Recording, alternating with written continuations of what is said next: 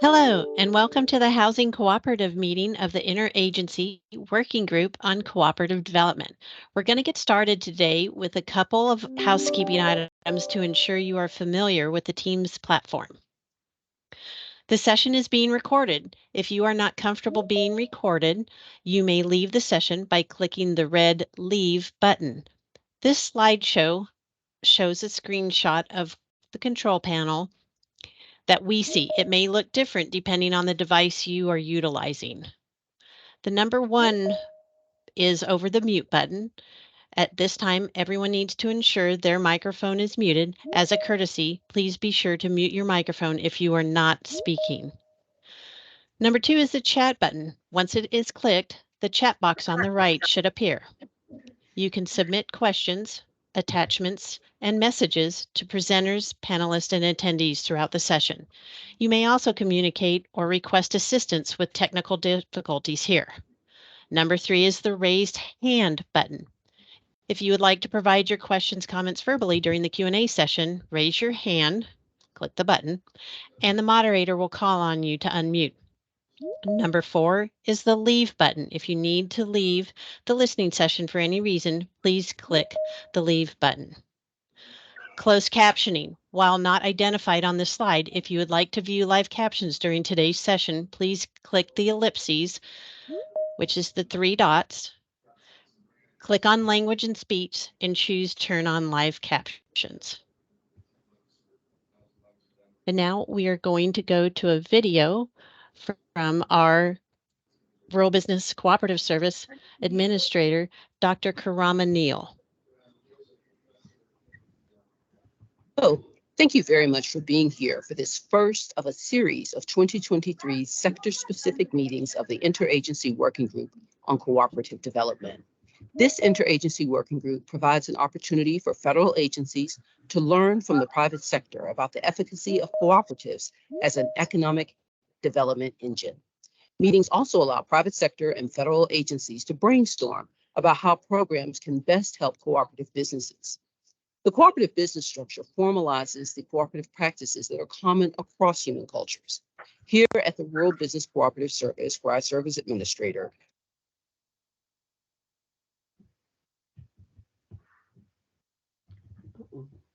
we support a formal cooperative structure that is used in numerous sectors, among them food, care, recreation, manufacturing, finance, and of course, housing, which we are here to discuss today. Particularly at a time like now when housing, especially affordable housing, is a growing need, it is important to consider all models of housing development. Housing cooperatives can provide affordable, high-quality, safe housing in economically and ethnically diverse neighborhoods and offer financial and societal benefits. Importantly, in a housing cooperative, the owners are the users of the cooperative assets. The owners form a corporate entity that uses democratic governance and operates at cost. This structure facilitates entity ownership of the real estate, resident ownership of the memberships and shares, and leasehold rights of occupancy for the member owners. We look forward to exploring these concepts and more together today. So thanks again and welcome. We're excited to get started. Awesome. Thanks everyone so much for joining us. I'm Jimmy Dahman. I am the Chief of Staff here at the Rural Business Cooperative Service. Again, Dr. Neal wishes she could join live, is I believe on an airplane back from Juneau right now from a native community development financial institution meeting. So she sent the video and is excited to watch a recording of this meeting to get filled in later. I'm just here to say, just to continue a little bit, been on this job for a while, every time ever I go to an event or meet with folks in the field, or whether I'm with the secretary or the deputy secretary, the undersecretary, I feel like housing always comes up no matter what we're talking about. So I think it's central to everything USDA and especially rural development does. And I think this is a really nice intersection of housing and cooperatives, which are things that we hear about a lot and talk about a lot. And again, this is something that comes up in all of our conversations. Housing conditions for the lowest 20 million Americans has remained static, while housing prices have increased. Housing co-ops provide an affordable, high quality, safe alternative here. And so excited for this conversation. I think some of the same values we talk about when we talk about cooperatives generally, whether that's self-help, equity, solidarity, democracy, those things are especially true when we talk about cooperative housing. So again, really excited for this conversation, and I know there's a lot of really great people on this call today who know a lot more about the subject than I do, so I'm really excited to listen in and learn more. And in the interest of time, I'm going to pass it back over to Margaret to keep the show running. Thanks so much for having me, and looking forward to the conversation. Thanks so much, Jimmy, and thanks for setting some context on behalf of the agency for what we are gathering here today. As Dr. Neal said, this is the first in a series of 5. The other topics will be on the food chain, childcare, real estate cooperatives, and the co-op ecosystem. But this is the final day of June, and June is home ownership month. So it's fitting that we come together and we exchange information about housing co-ops. And I can think of no one better equipped, better experienced to provide an overview of what exactly is a housing co-op than Terry Lewis. Terry is an attorney who has 35 years of experience with housing co-ops. She was an inductee into the Co-op Hall of Fame. So I turn it over to you, Terry. Thank you. Thanks, Margaret. I really liked the fact that Dr. Neal set up some of the context that I'm going to give to you, but I'm going to go through these slides to give you a context for the terrific people who are on this call, who are going to make presentations about some of the work that they're doing with housing cooperatives that I'm going to try and frame for you. Next slide. Okay, so a little history. The first housing cooperatives were organized in New York City in the late 1800s, but a major co-op expansion started after World War I. Mostly market rate in high density urban areas like New York and San Francisco and Chicago, to create a homeownership option for dense urban environments. In New York City, 10,000 dwelling units of limited equity, and I'll tell you what that's about a little later. Cooperatives were sponsored by unions and built in New York City during the 1920s. Today, there are about 1.1 million housing cooperative units in the United States. Next slide. Okay, these are the critical elements of cooperative ownership regardless of the sector, right? Corporate structure, democratic governance, operation at costs, and subordination of investment value to use value. That is, the owners are the users of the cooperative's assets, and that is what the cooperative is about. This is what the Internal Revenue Code considers operating on a cooperative basis, and it's throughout every single sector of cooperation. So, how does it play out in a housing cooperative? Next slide. I'm going to focus on corporate structure because democratic control, subordination of value, of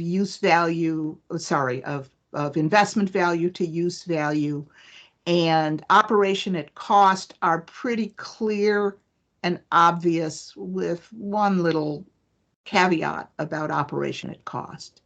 But corporate structure in a housing cooperative is a little different from a variety of other cooperatives. So I'm going to focus on that for the moment. And in terms of corporate structure, the issue in a housing cooperative is who owns what.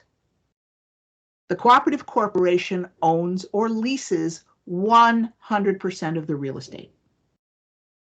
Okay, that is what it owns. And when we talk about financing, we're going to talk about how to secure loans on that basis.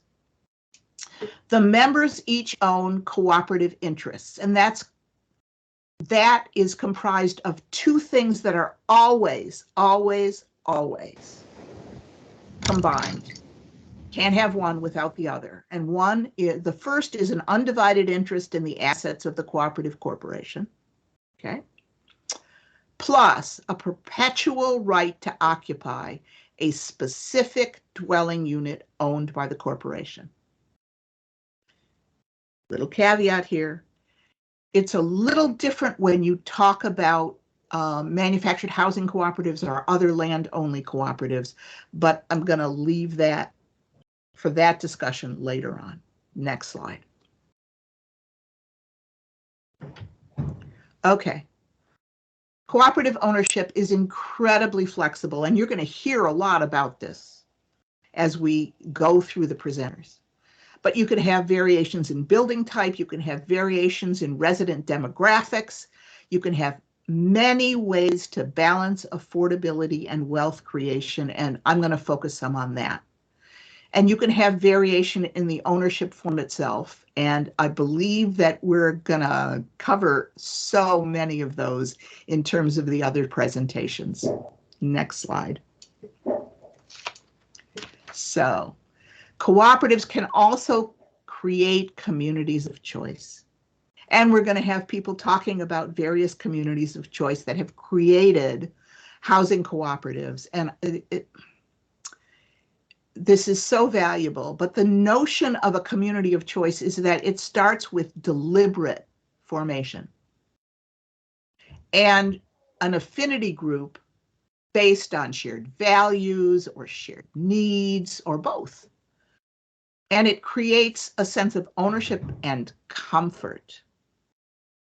As with all housing cooperatives, it creates economies of scale that reduce housing costs. And as in any cooperative, whether it's housing or not, it creates reciprocity. The interaction of individual human beings within a community who help and support each other. Next slide. So here's the big slide. Okay, this is how complex housing cooperatives are, because a variety of co-op models create a really diverse mix of affordability and wealth creation. Two kinds of affordability, okay? Affordability of occupancy. Every housing cooperative, regardless of its structure, creates initially or over time, especially over time, affordability of occupancy. It costs less to live in a housing cooperative at every point along the way than it does to live in a rental unit or a single family home. Okay? So every single type of housing cooperative that we're going to talk about creates affordability of occupancy. But market rate cooperatives do not create affordability of acquisition, but do maximize wealth creation over time. Okay? Limited equity cooperatives, which constrict the sale price of the cooperative interest, right? In addition to creating affordability of occupancy, also create affordability of acquisition, but less wealth creation. And then there are group equity cooperatives or mutual housing associations, which have a zero acquisition cost. All right, so there's no acquisition cost, there's no wealth creation, but affordability of occupancy is created, and there is the possibility of 501c3 status. With respect to low-income housing tax credit cooperatives, which I want to mention here because there is a mechanism to use low-income housing tax credits to create, in the long term, housing cooperatives and resident ownership. They absolutely maximize the affordability of occupancy because the costs are written down by the low-income housing tax credit, and they are targeted at a specific very low-income occupancy, right? But if you use at the end of 15 years, the safe harbor rules in the low-income housing tax credit statute, you can purchase, the residents can purchase at a safe harbor cost the real estate and own it outright, and either be a market rate cooperative or a limited equity cooperative or even a zero equity cooperative, though I really don't know why they would choose to do that. Okay? So they can morph themselves into one of the other forms at the end of 15 years if you set it up right. Next slide. Okay. Now here's where we get to how cooperatives create and maintain affordability of occupancy. It's the way in which you finance the cooperative over time. Okay? So remember what the cooperative owns. It owns all of the real estate, right? Owns or leases it. Not going to talk about leasehold cooperatives. Somebody else is going to do that. We have somebody talking about that. But let's just imagine that that the cooperative owns the real estate. Whether it owns or leases it, it can secure borrowing on what it owns. Okay, so who's liable for the payments on that? The cooperative corporation, not any individual member, only the corporation itself. There are FHA and HUD guarantees available. We call this blanket financing, and our HUD people are going to talk about some of the really wonderful FHA HUD guarantees that are available for blanket lending. Okay. Now, remember what the individual members own. They own a cooperative interest. And that cooperative interest can be used to secure debt. Okay? And who is liable on that debt? Only the individual member who owns the cooperative interest.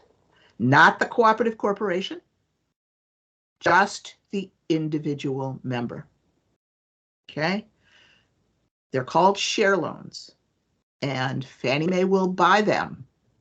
It is entirely possible to create a system of share loans that will provide lending into the acquisition, especially of market rate co-ops. And there are some marvelous groups that are working to create share lending either within the individual cooperatives or on an overall basis to have the purchase of the cooperative interest, the share, financed over time or paid off over time, which makes affordability of acquisition, especially in limited equity cooperatives, even more possible. Next slide. Okay, so everybody knows this model. I'm going to give you some visual images, and then I'm going to turn this over to the next people. But for people who are visual, this seems to work well. A single family model, everybody knows it, right? You borrow money, debt to buy your home. You put down 20% or acquire that equity over time. And the white is equity. That's what you own. You can borrow against it in lines of credit. You can use that to create your own wealth, and you pay down the debt over time. Next slide. All right, here's a cooperative model, and our HUD people are going to talk about this because everything in these slides, all the orange is blanket debt. And there are a couple of HUD financing possibilities that will finance the entire cooperative with blanket debt. 98% in the case of 213s. Okay, next slide. Here is a limited equity model after several years, no matter how you finance it. There's going to be some individual limited equity that people can transfer and receive payment for, okay? That they can borrow against to finance their acquisition, but there's going to be a level of untapped equity that nobody, except maybe the cooperative, can tap, but the individuals cannot tap it. And blanket debt is blanket debt. Same across all of these models. Next slide. Okay, here is a market rate cooperative after several years. You have 30% blanket debt, share debt for each individual owner, and equity for each individual owner. Now, here's the magic of cooperatives, okay? Blanket debt, amortization, and refinancing. If you are a condominium owner, how do you finance any rehabilitation in your cooperative, in your condominium? You assess your members, and each individual member is going to have to come up with that assessment. In addition, they are going to pay into reserves that can cover the rehabilitation that is necessary to keep the condominium in shape. Believe me, I know this. I own a condominium in Florida. I spend my winters there. In a cooperative, this is not what happens. You finance that rehabilitation using blanket debt that no individual member has to come up with, that no individual has to qualify for, and that individual members pay in their monthly charges to the cooperative, but not in any other way. And if you use an amortization schedule that HUD will make available to you for fully amortized over more than 30 years, your monthly payments are going to be low, but you are going to amortize that principal. You can refinance for almost the same amount of carrying charges. That's your monthly payments for the individual members. And finance rehab without increasing housing costs. That is magic. I think we're done. Is there a next slide? Oh, okay. This is the group equity mutual housing model, or the low-income housing corporation model. There is no blanket. There is blanket debt. There is no share debt. There is no share equity. But in a low-income housing in a limited low-income tax credit cooperative, there is a buy down of the initial costs. Okay, so when you buy in or become a member of or mutual housing situation, you will not have anything that is equity that you can transfer, but you can have substantial affordability of occupancy. I'm done. Thank you, Terry. You always impress me with how you can take some complex information and make it digestible. Thank you for setting the stage for us, Terry. So now we are going to go into what I call the lightning round. We have a series of practitioners that are engaged in different types of housing cooperatives, and each one is going to take 5 minutes to basically explain the type of housing co-op that they are helping to develop and support.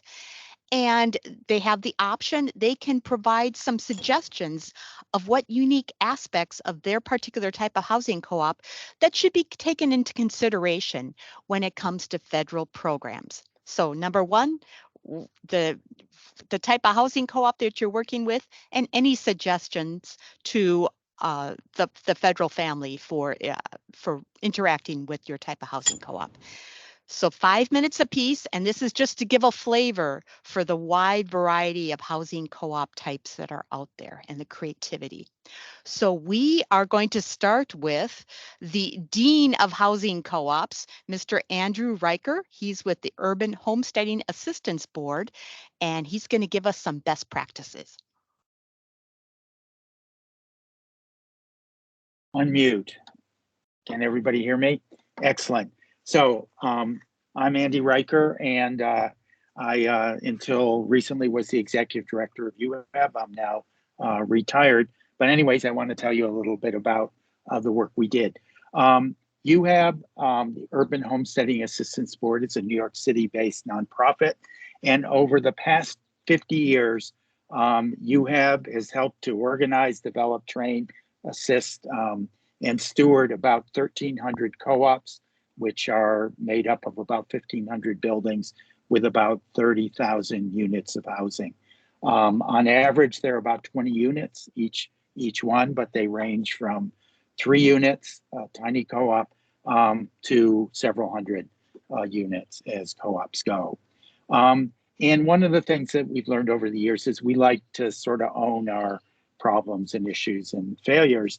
And so 80% of our co-ops are doing fine of those 30,000 units, but some are struggling and some are in distress, and every so often a few fail and go back to being some other kind of affordable housing or get reconstituted as a new co-op.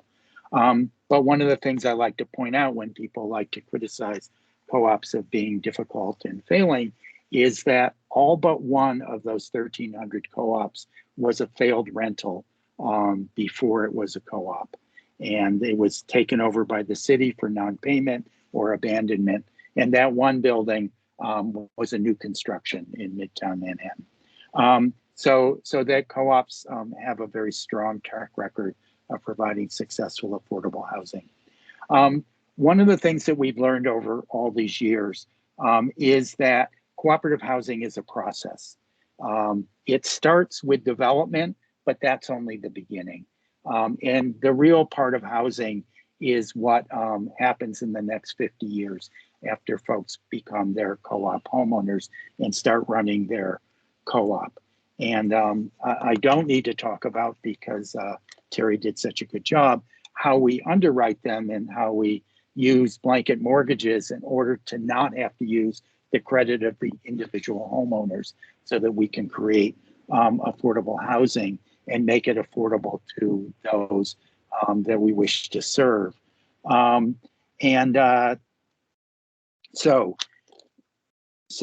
the other thing about this is that the most important part of developing a co-op is the people development. Lots of people can build housing, can finance housing, but in the end, you don't have a successful co-op if you don't have a strong, independent, well-functioning cooperative, leaders, a board, and membership. And that's as important, if not more important, than any other part of it. So creating a co-op is people development. But I should say that the development process, one, is exciting to some of us who are architects or into finance or construction. But on the other hand, it also is an incredibly good teaching moment. Co-ops, when we first started doing co-ops, excuse the tractor, when we first started doing co-ops over 50 years ago, we did sweat equity urban homesteading. And there's nothing like that as a teachable moment for people to learn leadership and accountability, how to work with professionals, how to work with banks and financial institutions, work with government, learn about democracy and learn about policies and budgeting and all the things that you need to know. And it's concentrated into this development period, which is a really busy time. If you wait till people are in occupancy for the next 50 years, the lessons that you need to teach and do come very slowly. So it's important to take advantage of it and engage people during that process. But we, like many of you in the audience, may be thinking we want to be co-op developers or are co-op developers. There's an inherent conflict between being the developer, trying to deliver on time, on budget, making quick decisions, and engaging residents as if they are owners, and they will be owners in the development of their co-op. And you just need to internalize that conflict, be aware of it, and work through it, not take it as a personal fault or whatever. So I think that's important. The other thing that's important is education, our fifth co-op principle. Training and technical assistance are essential to creating a co-op. And understanding that very early on, as quickly as you can after it's developed, you need to let go of your co-op. And in fact, 75% of our co-ops are self-managed, don't have professional management. So there's a lot for people to be taught and learn. But on the other hand, they're going to make mistakes. And so the sooner that they can start running their co-op and the sooner they can begin saying, I'm going to do this, I'm going to do that, and maybe it doesn't work out and they have a chance to correct and you're there. That's important too. But the other thing that's really important is it doesn't stop when people move in. There's ongoing support, stewardship, working with the co-op over a long period of time. In our co-ops, we call it monitoring, and we build it into the underwriting so that there's a fee to our organization so we can afford year after year for the next 40 years to be able to provide proactive monitoring, help them with their regulatory compliance, go to them every year and say, time to do a budget. Can we help you prepare and present it to the board? Time to do an election. Can we help you monitor elections? You know, whatever the issue is, whenever there's a new issue, high insurance costs and inflation, climate change, opportunity for green building, all those sorts of things. It's important to be able to continually work with the co-op, new board members, changing board members, changing circumstances. It needs to be ongoing. We monitor, have a contract with about 200 of our co-ops. Those co-ops do 95, 90% successful. It's the unmonitored co-ops where we have the problems with distress and difficulty and failure. And so we believe, have come to believe it's an essential feature in these co-ops. And so we think this is very important.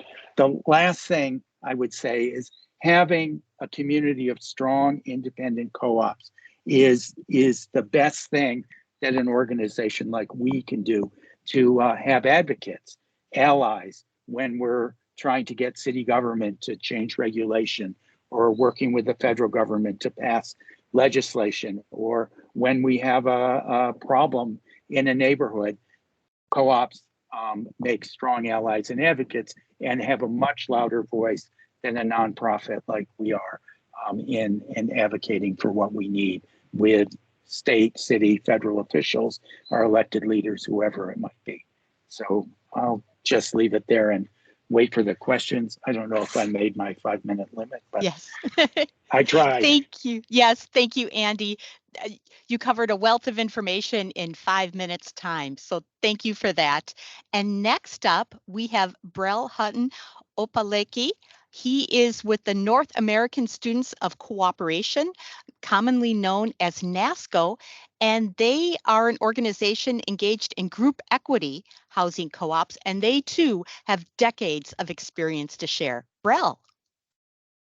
Thank you, Margaret, and thank you so much, Andy, for highlighting the importance of member education and training. So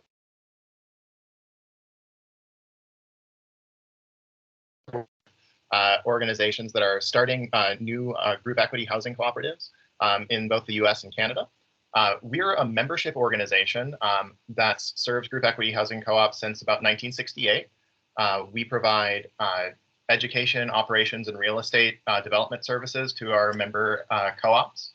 We started in student co-op housing, and so that kind of really like informs a lot of our background and experience. But at this point, we're about half student housing cooperatives and about half non-student housing cooperatives. So we really full range of group equity housing. Our members that use that shared equity model, the real benefit that we see with them is that they are able to provide exceptional resident services without having any of that ongoing like necessary extraction that is built into standard rental housing. So our members set their own prices, make capital investment decisions, and they gain valuable experience in managing the business. This applies to both the that we have in that are our members in Baltimore, as well as the like 4,000 student resident members that we have throughout all of our student housing co-op members. That entry into the cooperative ecosystem is often through group equity housing co-ops, because there is so much of that lower barrier to entry that group equity housing co-ops provide. And so really frequently we see our resident members moving on to like transitioning into moving into or limited equity housing cooperatives, or trying to start market co-ops. This is something that we're really proud of seeing, and proud of being able to see like our benefit to the sector as a whole. I mentioned that we kind of got our start in student housing cooperatives. A lot of our larger member co-ops were originally funded through the College Houses Lending Program, and that program was amended in 1965 to provide highly low interest loans to student housing cooperatives. There weren't a whole lot of organizations that took on that opportunity, but of those, they're all there are all but one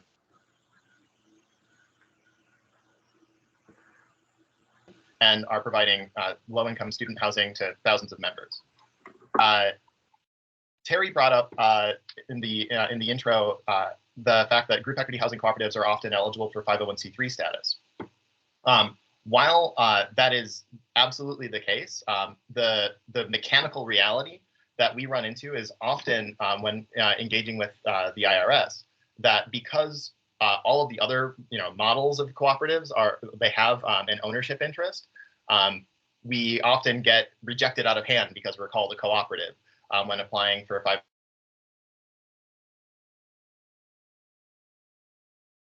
When often these projects are funded by either donations or like the initial capital of usually very low income people, to have to then get additional attorney support and try and convince the IRS evaluators that we are in fact eligible. So we're very strongly interested in seeing clearer guidance and IRS revenue ruling 9632 to say that really for sure group equity housing cooperatives are an eligible use within that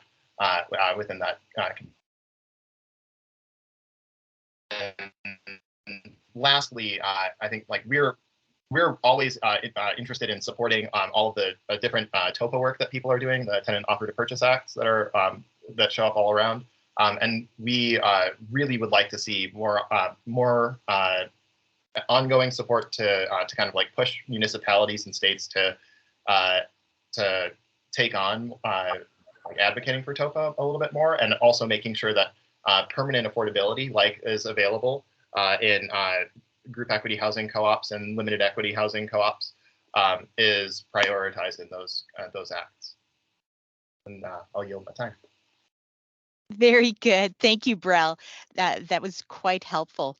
And next up, we have Kevin Edberg. He is with Cooperative Development Services, and CDS has quite a bit of experience with senior housing co-ops. So take it away, Kevin. Thank you. So Cooperative Development Services is not a developer of housing. We are a technical assistance provider, however, and have been in that role for over 20 years in the senior housing co-op space. We work in multiple sectors. We're very happy to be able to be involved in this sector. In the upper Midwest, the idea of using housing cooperatives as a safe place for older citizens to age in place started with a conversation around that became known as the homestead housing movement in the 1980s and 1990s.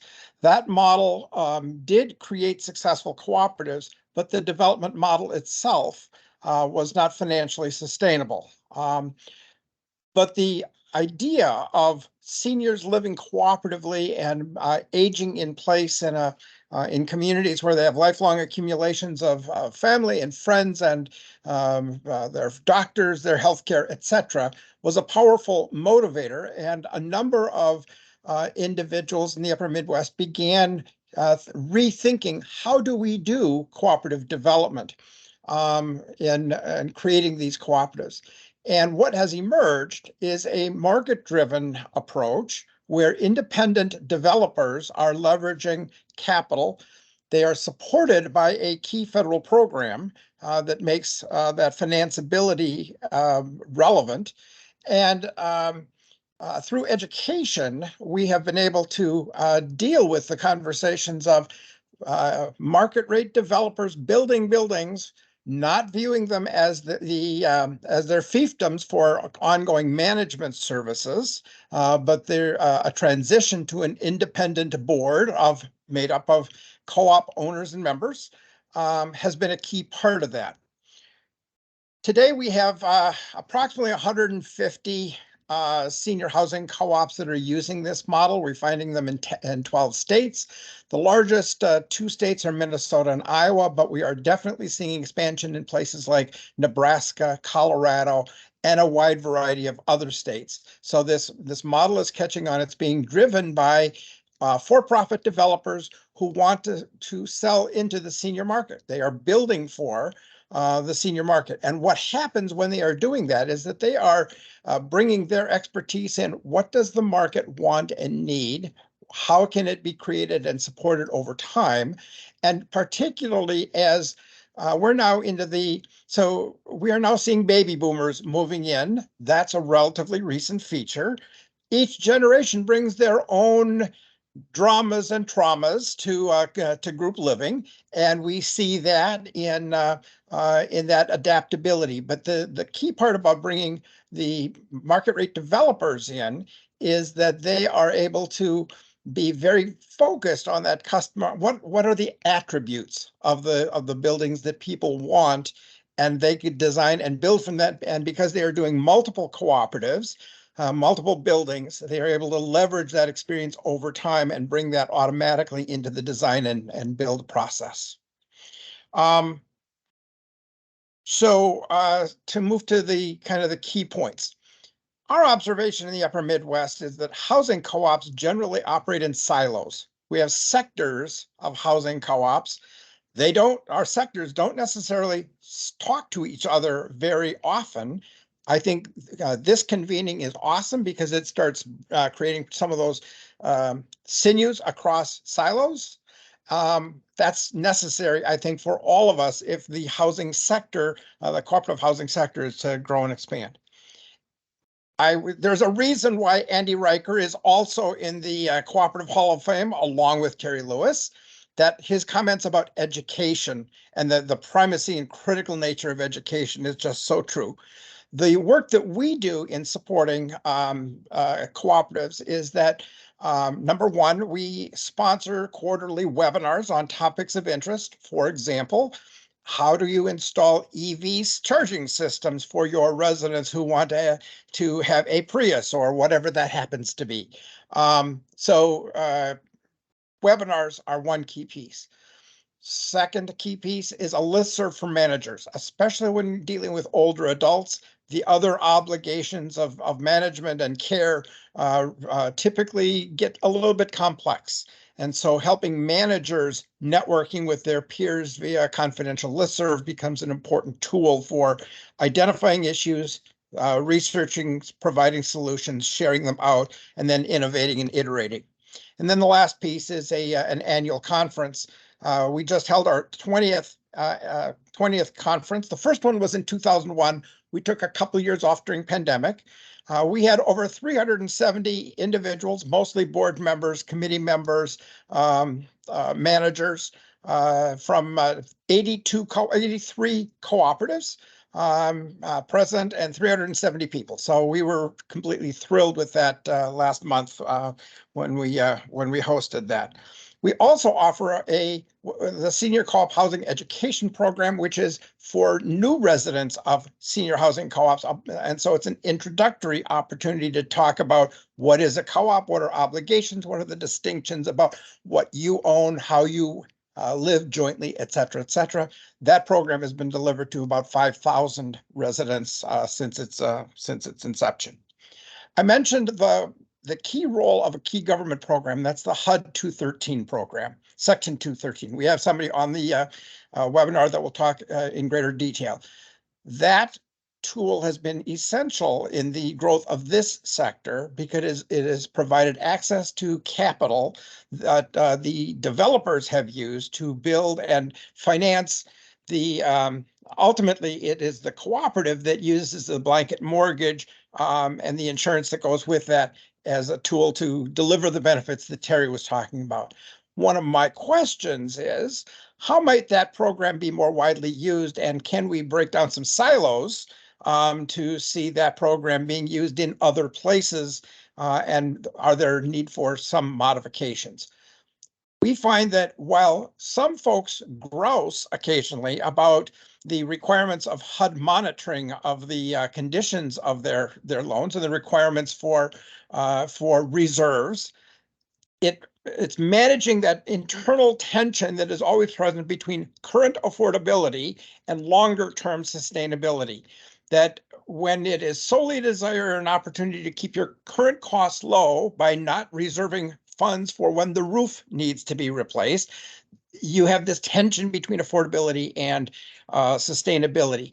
HUD oversight encourages and tips those scales in terms of that longer term sustainability. So I think it's a good thing. Anyway, that program has proven to be particularly useful. The last item I'd mention is that almost all of the senior housing co-ops that we are familiar with are limited equity appreciation models. So theoretically, these housing options become, even though they are initially market rate, they become more affordable over time, just as Terry was describing. And we see that present in this sector as well. With that, I'll throw it back to Margaret. Very good. Thank you, Kevin. And thank you for that exposure to senior housing co-ops. Now we have Emily Stewart with North Country Cooperative Foundation, also out of the Twin Cities. And she's going to talk about the resident-owned communities and the exciting work that they are doing. So take it away, Emily. Thank you, Margaret, and thank you all for having me today. My name is Emily Stewart. I'm the Associate Director at North Country Cooperative Foundation, or NCF. We're a 501c3 nonprofit. We're dedicated to improving people's lives through cooperative enterprise. We serve Minnesota, Wisconsin, and Iowa, better known as the Upper Midwest. And fundamentally, we're a cooperative development center. We were founded in 1999, over 2 decades ago, but it wasn't until about 2004 we refined our mission to focus on housing cooperative development, specifically manufactured home communities. Since our inception, we've preserved 1,000 units of affordable housing through the conversion of 14 manufactured home communities, valued at over $30 million. One day, $300 million. So for those who do not know, traditionally manufactured homeowners own their home, and then they rent their land their home sits upon from a landlord who is oftentimes profit motivated. This creates an instability in home ownership where residents can only maintain residence for the time they can afford to pay what's called lot rent. And in theory, this lot rent goes to cover the maintenance of their private water, sewer, and road systems, because manufactured home communities are these kind of mini cities where they have to maintain this private infrastructure, and they have to maintain the property overall. The remainder of the profit then goes to the landlord in this sort of classic scenario. Our proposition is that the profit is obviously better served if it stays with the residents of the community. So we, NCF, entered this market out of a desire to correct this ownership model and restore rights to residents so that they could have ownership of their land through cooperative ownership. So we organize limited equity cooperatives, which Terry and Andy spoke to very eloquently earlier. But I'll just share a little bit about how we organize these limited equity cooperatives. So during the first resident meeting, we're already in a purchase agreement with the seller of the manufactured home community, and we're asking the residents if they would like to form a cooperative corporation and take out a blanket mortgage to purchase that land underneath their homes. That share or joining fee in this model is anywhere from about $100 to $1,000. So we're talking very small. That's then repaid to that homeowner when they leave the community. So the value proposition fundamentally does not come as a wealth building tool as much as it comes from a stability of land tenure and connecting their primary asset, their home, with the land they're in, creating that as a whole asset for their household.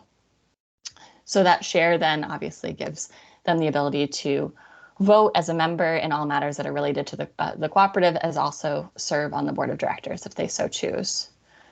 So when we first completed our first conversion back in 2004, we started searching around the country for people that were also doing this work. And that's when we found the innovative work of the New Hampshire Community Loan Fund.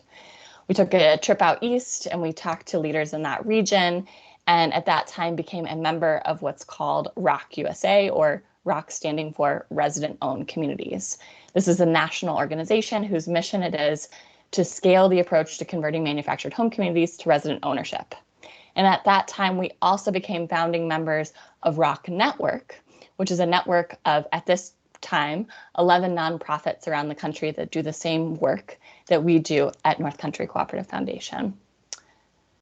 So in terms of observations, I'm not sure I have anything more to add than what Andy, Brel, and Kevin have so eloquently shared and been very clear about. So I thought I'd spend the remainder of my time talking about something a little bit more granular and specific to manufactured home communities that we would love to see as something that could be remedied moving forward. So manufactured homes are typically considered chattel property in most states unless you have title reform in your state. So if you're familiar with these lending terms, chattel property comes with short terms and high interest rates. So the barrier to home ownership becomes that much higher to the most affordable stock of naturally occurring affordable housing. So so I'll also mention that this relates to we're working on, and we're at the very beginning stages of one of the first resident-owned communities that will be new construction. So this is happening in rural Minnesota, and access to sort of these loan terms for new homeowners or homeowners that are looking for this, affordability level through the manufactured home opportunity is that much more important, not only with our existing resident-owned communities, but also in this new development. So specifically, I'm talking about the 502 and the 504 program. The USDA programs are unmatched in terms of its terms as well as its interest rates. Having access to these programs would be a game changer for not only our existing communities in terms of doing infill, bringing homes in, stabilizing the revenue, thereby keeping the affordability of that community, but also, again, for that new park development. And so oftentimes we get a little bit into the weeds. So again, this is very granular, but we're having issues on the underwriting side around the perpetual lease agreement. And so we're really fundamentally focused on this. Other states have been able to accomplish, actually one other state's been able to accomplish access to this, and we're trying to expand that to all 50 states. Our organization worked with Senator Warren's office to add language in, and I just want to highlight that as an important and essential tool for us to continue to provide the services and develop the communities that we do in our region. So again, thank you for your time today, and I'll yield my time. Very good. Thank you, Emily, and thank you for your advocacy to programs that are near and dear to us at USDA Rural Development. So thank you for that. Next up, we have Dr. Julie Wilson. She is with Common Roots of Meadville, Pennsylvania, and she's going to talk about a model that's been around in Cincinnati, but they are using in Meadville called a renting co-op. So Julie, please take it away. Thank you so much for having me here. I'm just gonna be really upfront and say when I agreed to do this, I said, oh, it's on June 30th. That might be a really busy day because we're going to be moving in our first co-op members at our first project tomorrow. And of course, you know, nothing ever goes the way you want it to go. So it's been a couple of weeks and I'm really tired. But again, thank you so much for having me be here. My name is Julie Wilson. I'm the director of housing and community development at Common Roots. We are a 501c3 community land trust.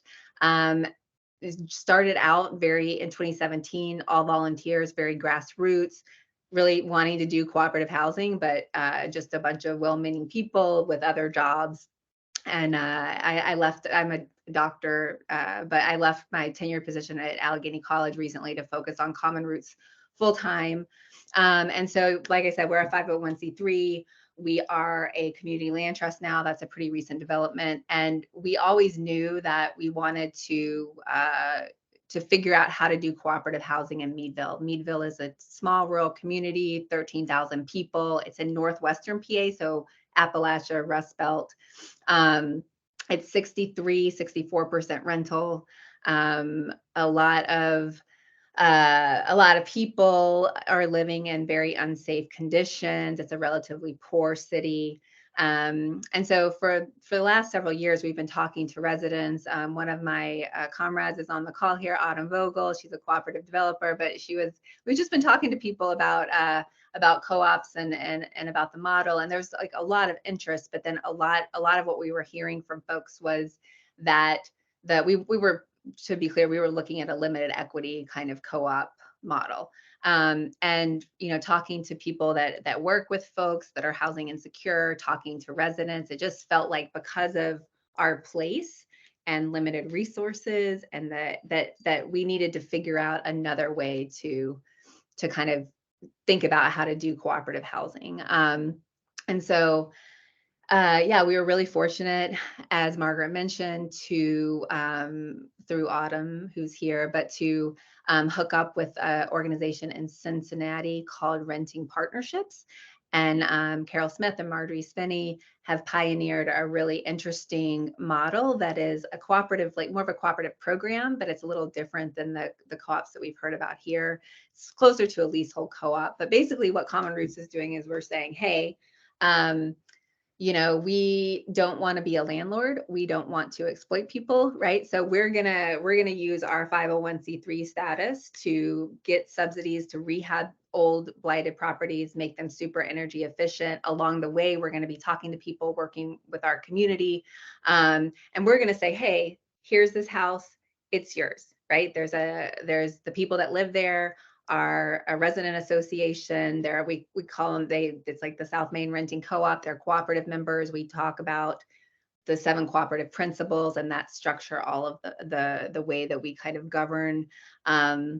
And I wish our co-op members were here today to talk to you about the program instead of me. But yeah, so we retain ownership of the land and the structure in this program, but we lease it to the residents.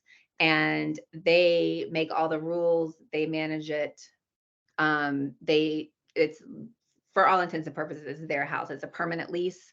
And again, we're a land trust, so we're never going to do anything with that other than affordable housing of some sort. So, and then, so the way that it works is that people that join the co-op, they have a permanent place to live. They get to make all the decisions about, you know, what they want to do. You know, the co-op, the property has to sustain itself, but, you know, they make decisions about rent increases or dues increases, and they make decisions about pet policies and guest policies and laundry facilities and all those things. So that it's really been fun the last few months because we've been working with the members on to write all of those documents together. And yeah, the way it'll work is that they will basically manage the property for common roots. Like, we don't want to be landlords, and in exchange for staying long term, for investing in the property, for helping us maintain it, they earn what the renting partnerships termed rental equity.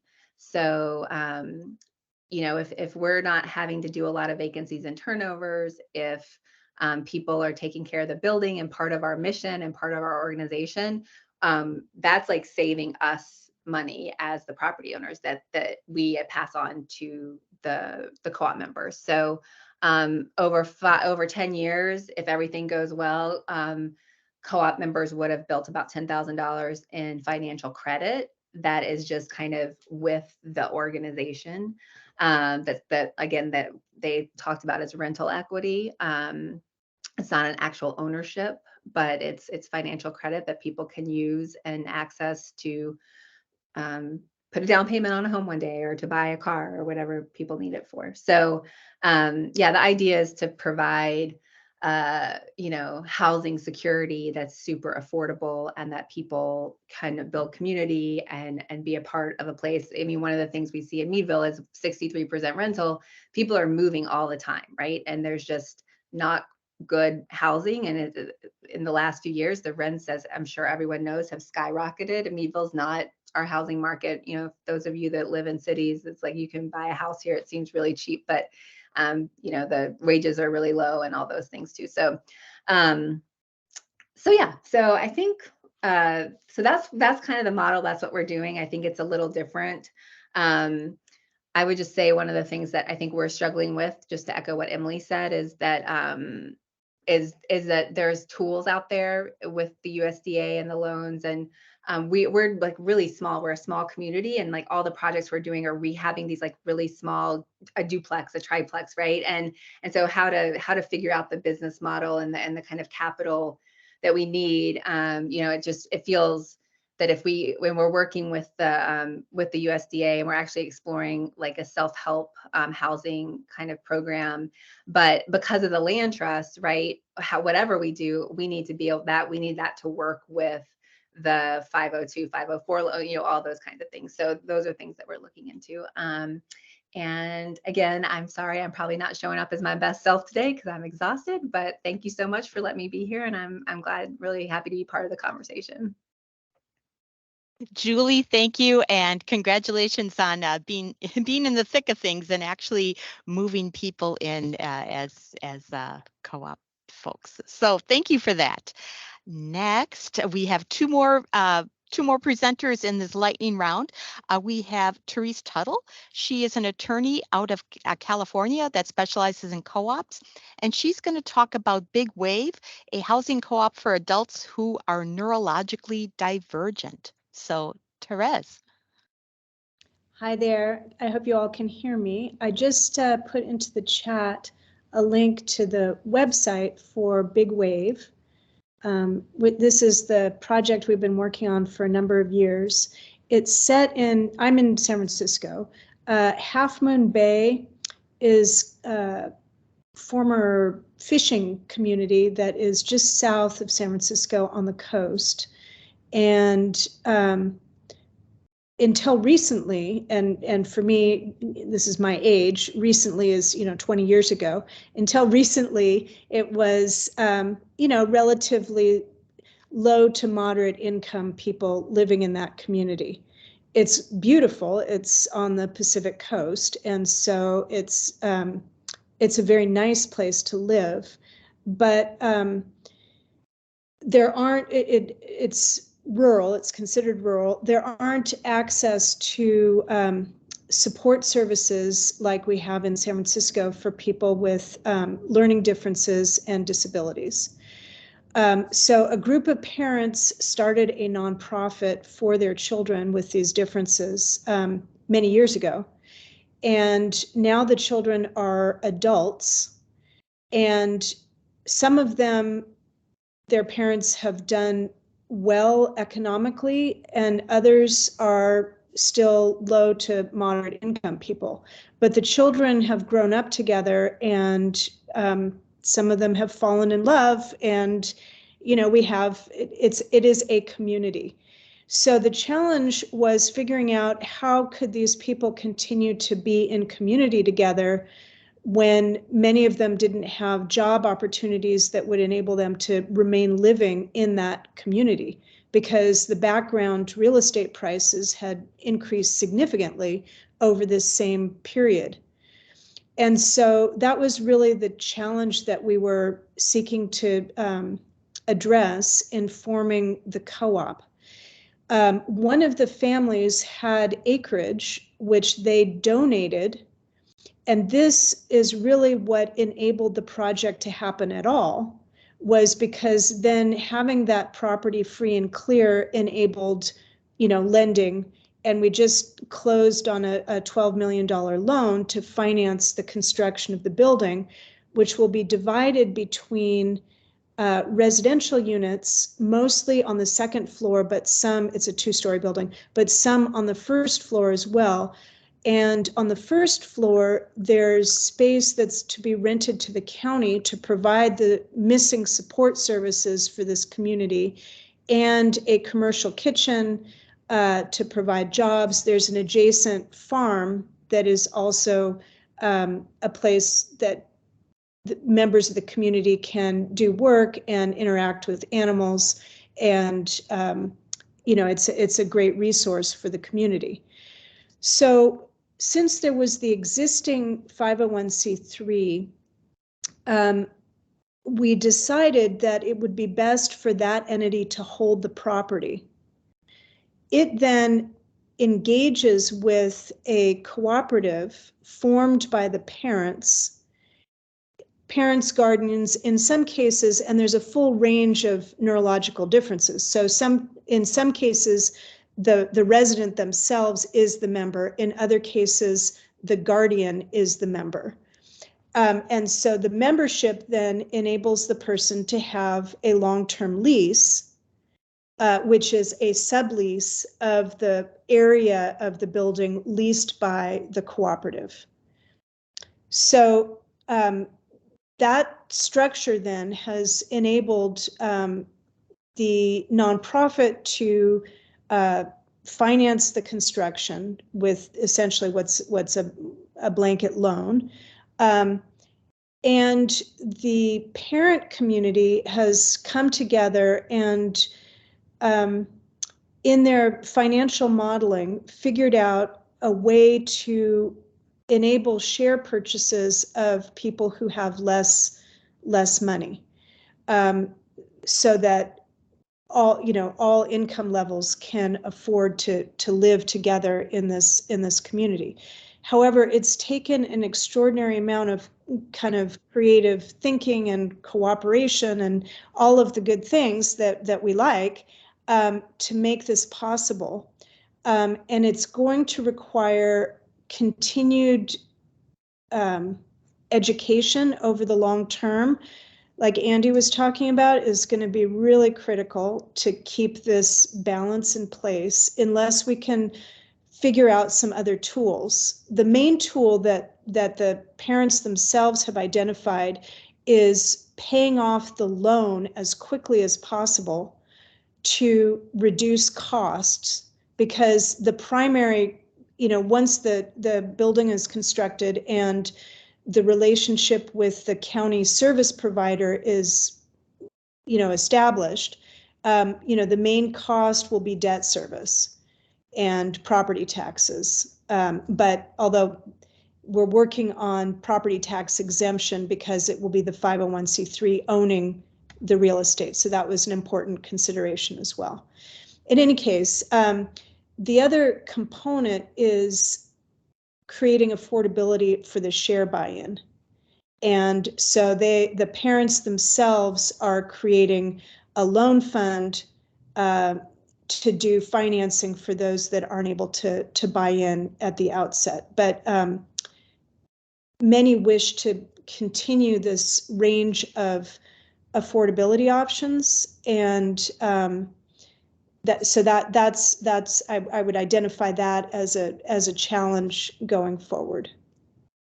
So hope that's helpful. Yes, thank you, Therese, and thank you for your advocacy. That has been a project a long time in the making. So wonderful. And the final speaker in our lightning round is Paul Hazen. He's known to many of us in the co-op community, but he's going to talk about his volunteer work with limited equity housing co-ops, first right of refusal in Washington, D.C. So Paul. Thanks, Margaret. It's great to be here. And tomorrow is the International Day of Cooperatives. So happy Co-op Day tomorrow. I hope everybody will be celebrating like millions of people around the world will be celebrating. Washington, D.C. is like a lot of other cities. It has an affordable housing crisis. There's a tremendous wealth gap in some of our neighbors, and gentrification of neighborhoods has become a real problem. To address this, the DC City Council in 2018 created a limited equity cooperative task force to make policy and legislative regulatory recommendations to the City Council on how to maintain existing limited equity housing co-ops and create new ones. And the City Council asked me to chair that task force. We worked through 2019 and came up with 16 recommendations to the City Council. But just as the city was starting to consider those, COVID hit, and things were put on hold for essentially 2 years. So we are now back at working to implement those recommendations. There are 99 limited equity housing co-ops in Washington, D.C. with about 4,000 units. The way most of these have been created is through the Tenant Opportunity Purchase Act, TOPA, which gives residents of rental units first right of refusal to purchase if an owner decides to sell the property, the rental property. And a problem that is that the city has is about half of the groups that start the TOPA process, the residents, don't make it to completion. And that's for a variety of reasons. And our task force spent a fair amount of effort and time on trying to identify the reasons for this and then make recommendations on how to address that. Because the city's losing thousands of affordable housing units every year because of this situation. I would like to point out just a couple of benefits that LECs have in DC. People have mentioned many of the others, but studies confirm that the average limited equity cooperative carrying charge was less than half than the HUD determined fair market rates for DC neighborhoods. So as Terry pointed out very forcefully, it's a good deal to live in a housing cooperative and it saves you money. But in addition to that, because of that savings, there's another way to build wealth, and that's on the money you're not spending on rent in a rental unit that you can put towards other necessities of life. I really believe that policies that support limited equity housing co-ops should be part of any government's housing policies, whether it's a local municipality, a state, or the federal government, along with an ecosystem to support the creation and sustainability of housing cooperatives. The ecosystem should include technical assistance, governance training, pre-development grants and loans, long-term financing, and favorable laws and regulations. I'm going to list some of the recommendations that we made to the DC Council. Some have already been implemented. Our first recommendation was that limited equity housing co-ops should have a property tax exemption, similar to what other types of housing that caters to low-income people has in the city, and the City Council has passed that. So limited equity co-ops in DC are exempt now. We also recommended that a permanent position be created at the Department of Housing and Community Development, just focused on cooperatives, and that has been approved by the City Council. We also made a recommendation that the city should provide more money for technical assistance for the education, training, related services, and we're working on that. We also recommended that property management companies in the city be required to take a course on limited equity housing co-ops, and that is in the process.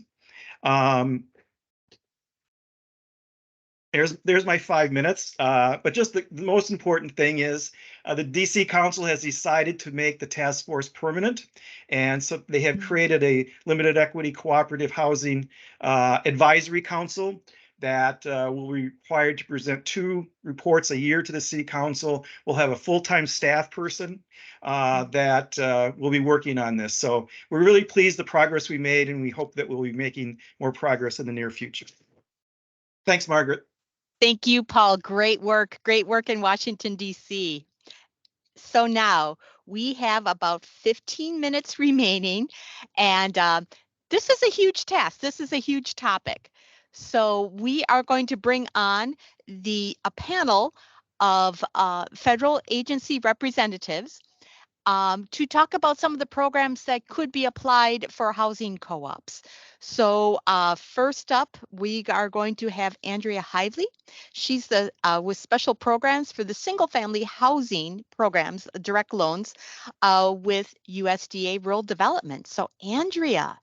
Thank you so much for having me. It's been so exciting to hear what's going on in the co-op space. And I know we're running late, so I will be brief and quick, but I already heard some of your speakers, spotlight speakers, talking about our great 502 and 504 programs for individuals. So I'm going to go ahead and drop a link in the chat to all of our programs. But today I wanted to highlight an underutilized program for site development. And co-ops are absolutely eligible for this program. And we get an annual allocation of about $5 million, and we don't tend to spend all of that. So come ask us for money to develop sites for your co-op housing.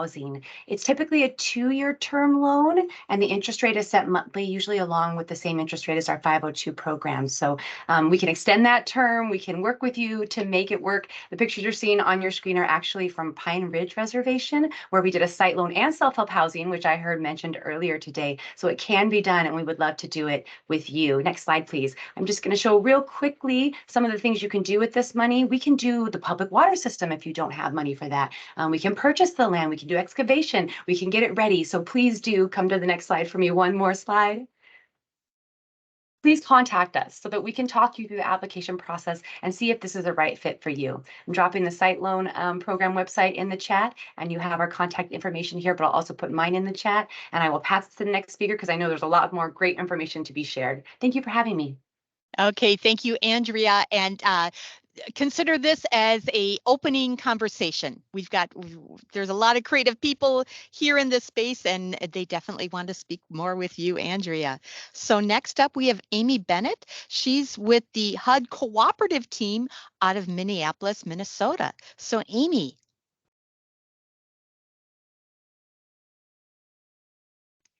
And Amy, you are on mute. Sorry about that. Okay, so I am going to briefly talk about the Department of Housing and Urban Development's 213 program. This is an FHA mortgage insurance, and it's used for the construction of a multifamily housing cooperative. There is also a sub-rehabilitation program available called a 213I. The 213 and the 213I programs are the only available HUD cooperative financing programs. The 221D4 program that was previously mentioned cannot be used with a cooperative ownership structure. With the 213 insured loan, HUD works directly with the lender. The loan may be up to 98% of construction costs. However, we typically see loan costs much lower than 98%. Membership share payments fund the gap between the loan and the total cost to build. The greater the loan amounts, the larger the monthly carrying charge to the individual members, which would make sense. That debt service would go up. Developers are required to have prior experience, and we want sufficient financial reserves to cover the shares that are not sold at closing. And HUD underwrites to both the developer and the individual members as part of the loan review process, since the members are owners of the building. Our program works the most smoothly as a market rate product. serving seniors age 62 plus, and that's where the majority of our experience is. Unfortunately, we face a huge hurdle in using secondary funding with the HUD 213 program requirements, making the affordable 213 cooperatives difficult to complete. For an affordable 213 product to really work, secondary funding in the form of grants would be awesome, especially a grant that has minimum constraints regarding median income and repayment requirements. And that's pretty much all I've got. Feel free to contact us at these emails if anybody has any questions or wants more information.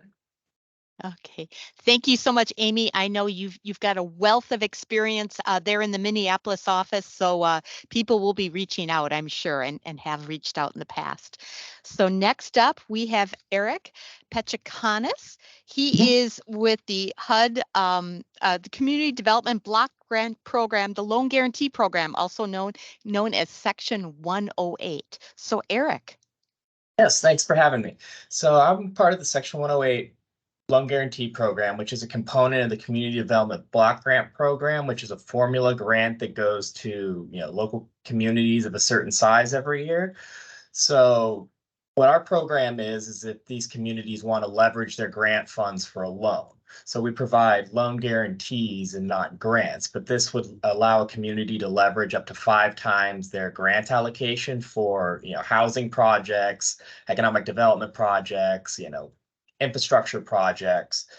So, and it's a non-competitive program. So we are able to provide one-on-one technical assistance. It can be combined with other sources of federal financing. And, we accept various sources of repayment and collateral. So as said, the program, a local government or a state would have to apply for the loan, but it can be passed through to a nonprofit or something to carry out the activity. And, there's absolutely no problems with that. And, as far as housing goes, we can't do new construction of housing, but we can do activities that like rehabilitation, or we can do site work of a project. So, if you have an idea for something, let us know. We're happy to do, technical assistance at any step of the process. And with that, I will pass it along. Okay, thank you, Eric. And so the final speaker with the federal in the federal family is Mike Werer. He's with the Veterans Administration with the Homeless Program Office. So Mike, take it away. All righty, thank you all. I'm going to skip most of my slides and really want to focus on, if you can, next slide, please. And then the next slide. Basically, the big message for us to give is that we've done a lot of work decreasing veteran homelessness, and this is a pretty slide to show, but each one of those numbers is a veteran and as somebody who is now permanently housed. So we have a huge program working with homeless veterans, and works in conjunction with HUD. Next slide, please. And then the next slide, please. And it's called HUD VASH. It's supportive housing for veterans using a special Section 8 housing voucher that is just for veterans. The veteran has to go through the VA in order to qualify for the program, and then they have this housing voucher. And what's really exciting, and what I need to learn more about from all of you, is how HUD is able to use the voucher as what they have something called a special housing type. And one of the special housing types is cooperative housing. And so our HUD VASH vouchers could be used for cooperative housing. I just sent a message to my colleagues I work for the Homeless Program Office in Washington to see, have we used it at all? I'm not sure that we've done any HUD VASH cooperative housing. So I think there's a huge opportunity for us all to work together as we're trying to house homeless veterans. We have 83,000 veterans right now who are housed in HUD VASH, but we have more vouchers than that. We have a surplus of vouchers in a lot of places because we can't find permanent housing. As everyone is saying, the gentrification and lack of affordable housing. But the whole world of cooperative housing is kind of new to us, And we'd like to learn more and like to talk with anybody who would like to talk with us. So I will close. The next slide has contact information, or another one. There we go. And my contact information is at the bottom, or you can contact homeless vets at va.gov. Thank you. Thank you for inviting me to this. Okay, thank you, Mike. Whew, we have covered quite a bit of territory in almost an hour and a half, but this is just the opening of the discussion. We have about 5 minutes. If people can stay on the webinar, feel free to do so. We will continue to record it, but let's turn the slides off and let's have our videos on. And if anyone wants to ask a question, make a comment, what have you, feel free to do so.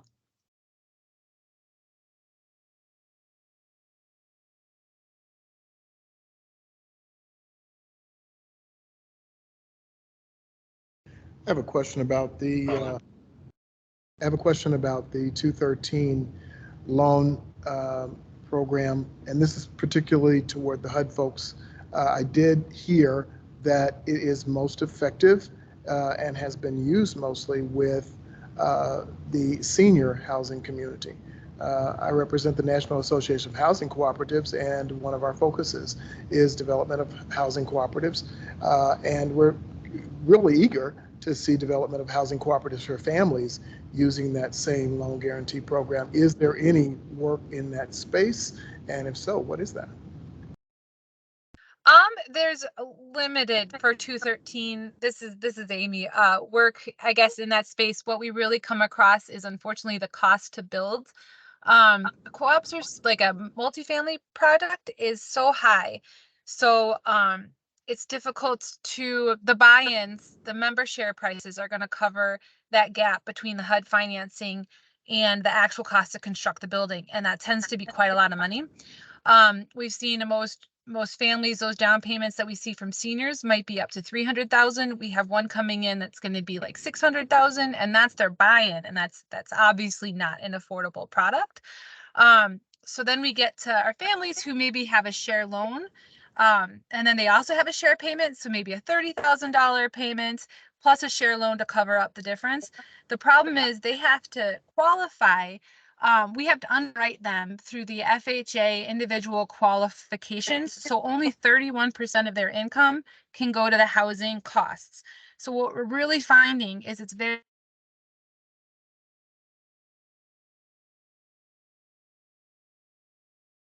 Oh dear, Amy, I think you froze. on the co-op. So it's just, it's a needle that we're trying to thread.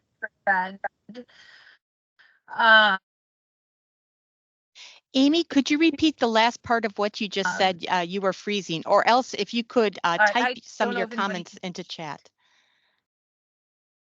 Yeah, sorry about that. I turned off my camera. I know it was messing up my computer before. I knew it would happen. So anyway, it's a story and quick. It's a needle we're trying to thread. It's very difficult to get it off the ground, and that secondary financing is key. And we would love grants that don't have to get paid back. That's pretty much it. That would work. Okay, thank you. I'm sure we'll have some follow-up on that. Thank you for that, Amy. There are a number of questions coming in. Mary Griffin, if you want to go ahead and unmute yourself. Great, thank you. Can you hear me? Yes, go ahead. Okay. I'm Mary Griffin with the Cooperative Development Foundation. We're working with some folks on the call. We have an affordable housing initiative, and we're trying to raise up the profile of shared ownership housing, including a number of different types of cooperatives. One of the things it was great to hear Mike Ware about the Section 8 voucher used for veterans. I'm just going to ask if we could maybe use this opportunity, because there is often a strain to get access to funds, but if we could maybe learn more about how Section 8 could be used in combination with Section 13 or these other programs, and maybe if HUD could think about putting a little guide together or working to help inform more people in housing how Section 8 could possibly be used in some of these affordable housing cooperative models, that would be really helpful. So I just throw that out there. It's great to hear that it's being done, and the interest in veterans. We'd love to hear more about that.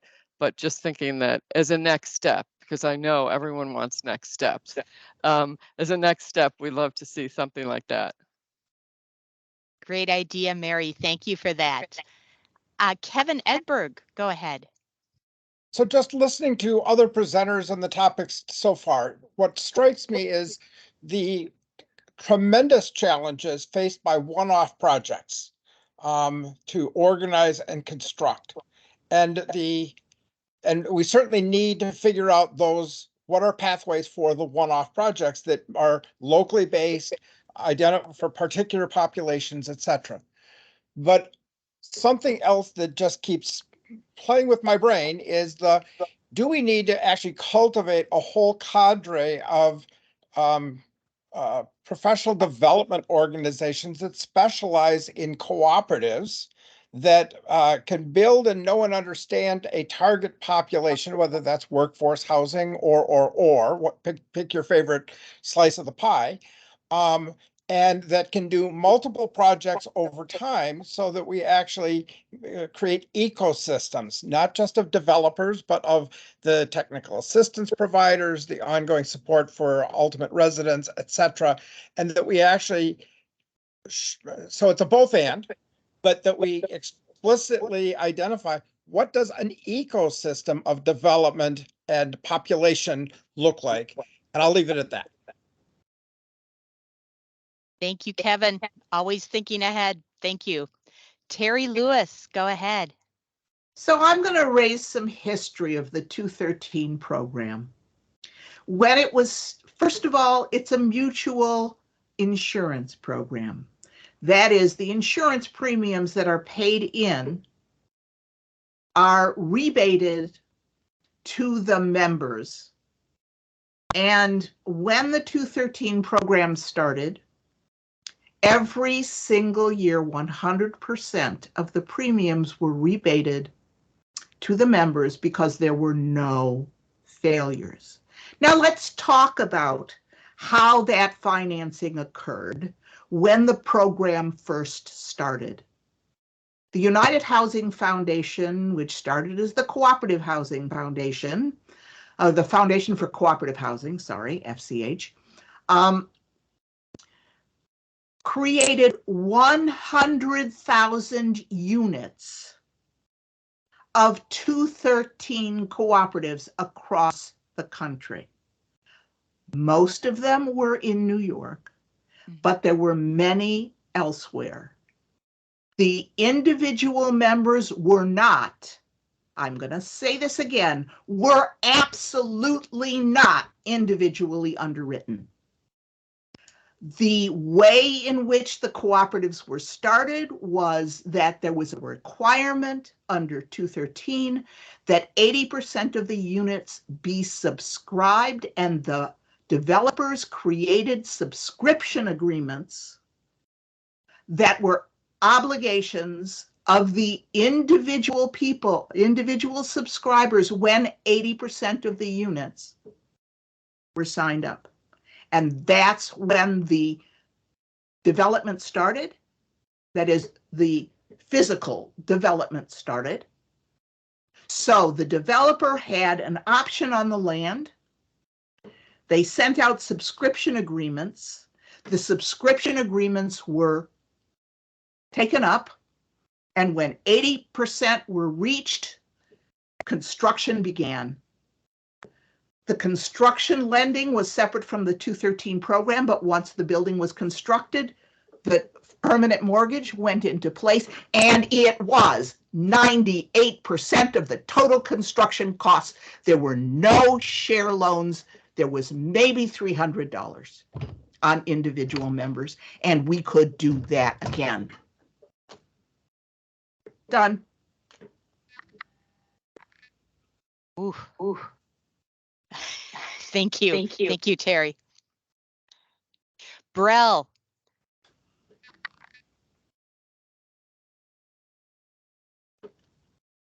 I think Terry more eloquently said the things that I was trying to bring up on 213 and its eligibility.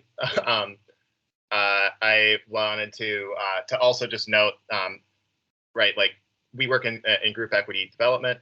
213 is just completely unworkable for group equity development, and like largely because of the requirements of having member shares pre-sold. Like that's not a thing that's ever going to happen in group equity development. I also wanted to separately note, like I think it's timely and topical, right? Like with the cancellation of the student debt cancellation. We also note that like our work in student housing cooperatives has demonstrated like an aggregate member per member decrease in student borrowing on an average of $20,000 per unit or per student. And that's like a 67% decrease in borrowing. Largely, it's not strictly because of the tuition versus housing amount, but it's impacted, and it's impacted partially also because of additional considerations about like markets that people are actually having housing cooperatives available in, et cetera. But nonetheless, that's substantial, and that's something that we want to really hope that the Department of Education is able to also like appreciate, because most of our programs were started under the College Houses Lending Program, which has been canceled, right? Like that program no longer exists. Stopped existing in I believe '86. So like it's been a long time, and so this is one of a kind of, again, we can do this again if we care to provide focus and funding and lower some of the restrictions to cooperative development, so that we're facing a similar regulatory environment as regular multifamily rental, rather than an additional set of barriers. Check. Thank you, Prel. Thank you. Aaliyah Ned, would you like to offer a question or a comment? Yes, thank you, Margaret. More of a comment than a question here. Aaliyah Ned with the National Cooperative Business Association, Director of Government Relations for the Trade Association, representing co-ops across sectors, including housing cooperatives, but just wanted to extend a huge thank you to USDA and our other federal partners through the Interagency Working Group for hosting this session and the upcoming sessions, as well as all of our panelists and speakers. I think there have been a lot of great suggestions, comments, history, and understanding of housing cooperative development and good ideas on how to move that forward. Would just offer always more data. I've seen a lot of folks in the chat talking about the data that's available on cooperatives, so would love to see something within this group looking at the cooperative ecosystem more broadly, including housing cooperatives. But just wanted to offer that to the federal agencies that are on the call and to all of the participants as we're here as a resource for you all. Thank you. Thank you for that. Hugh Jeffers, question or comment?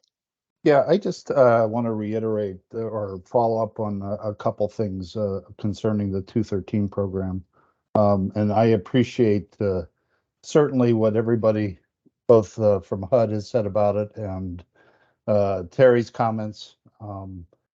Historically, there was a tremendous amount of development under 213 in the 60s. A large portion or most of that was non-age restricted housing. And a lot of that was outside of New York City. In fact, the very first 213 loan was done on a project in Pittsburgh called Belmar Gardens, which was built in 1952 and still exists as a co-op. It was a family co-op. But to HUD Minnesota, I should say that I'm with NAHC, the National Association of Housing Cooperatives, but I also am a lender, and I am working with HUD Minnesota on a few different 213 projects, and are very difficult to do the way the program works right now. And they require a tremendous amount of subsidy to make them affordable. And that subsidy all has to be in the form of either loans that don't have fixed repayment terms or grants.